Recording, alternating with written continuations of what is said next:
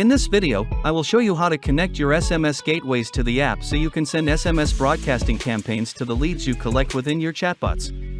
Let's get started. First, go to the API settings in the left sidebar. Look for the SMS Gateways section and click on one of the tools. Let's start with Twilio, one of the most popular ones. You will be redirected to the SMS API Management section. Click on Add New API, then on Add Default Gateway. A modal will appear, select Twilio from the list.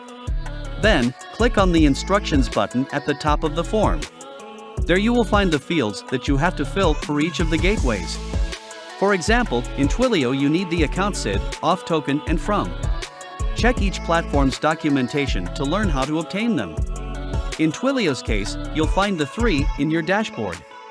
Copy, paste them in the corresponding place, and save. Repeat this process with every platform you wish to link. Don't forget to visit our tutorials section to find more information about our tools and how to make the most out of them.